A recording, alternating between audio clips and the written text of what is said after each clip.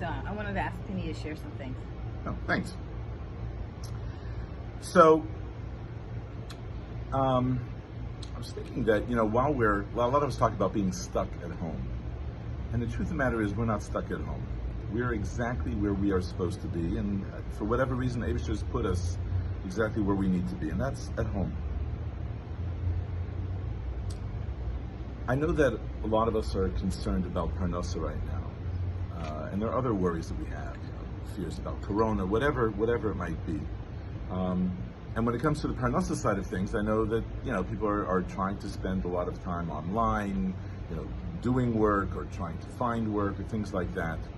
But there's still plenty of time when we're quarantined and we're alone to spend time together. And so that's one of the best ways to make a keli for parnasa, is to work on your marriage. And so it's important, just like we have kriyas yitzim l'Torah, it's important that we have kriyas yitzim for our marriage, and that we really make sure that we're spending time. The time's going to pass either way, so you might as well be well spent. So we have an opportunity now to deepen our relationship. For some newlyweds, it might be really getting to know your husband or your wife. And it's not only about deep, meaningful conversations.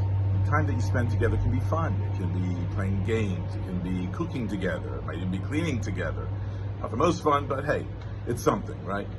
And even if it might seem frivolous, but it's time that you're spending together. You're having fun, you're laughing, you're communicating in one way or the other. It's time very, very well spent. And it's investing in your relationship. Another thing I was thinking of is that you don't have to be your parents' or your siblings' defense attorney. So if, someone's mother-in-law says, you're taking another piece of cake, that's not...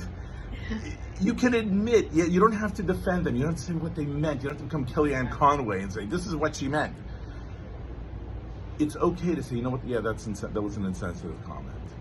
Maybe at a less emotionally charged time, you might be able to say something, but you may not. And it might be okay just to say, yeah, that was insensitive. That's a really good point. Yeah. And the other thing is that it's okay to laugh together about the quirks of each other's family, okay? I know each one of us may think that we come from the perfect family and the other person's family isn't quite whatever, but if we become a little bit more objective, we might be able to laugh a little bit. Not laughing at anyone, but just enjoying the quirks. Look, the Torah says that we leave our parents and we cleave to our spouse. And that's something that we need to do. And along those lines, just because family does something a certain way, your family does something a certain way, doesn't mean it's the best way, and it doesn't mean it's the only way. There might be another very, very good way to do X, Y, or Z, whatever it might be, and it's okay not to say, well, this is the way we're supposed to do it because this is how we do it. No, it might be, hey, let's try another way, let's see what happens. There's not much to lose. Another element is that there might be some times of silence. And silence is okay. It's okay to have times where we are quiet. We don't have to fill the entire time that we're together with conversation. There's nothing wrong with being quiet, or even setting up times and saying, you know what, for the next hour we're not going to talk. Right. And you're going to do your thing, I'm going to do my thing, right? And whoever does talk, whoever does interfere in the other person's space, they have to cook dinner that night. How's that sound? Amazing. Yeah. Oh boy.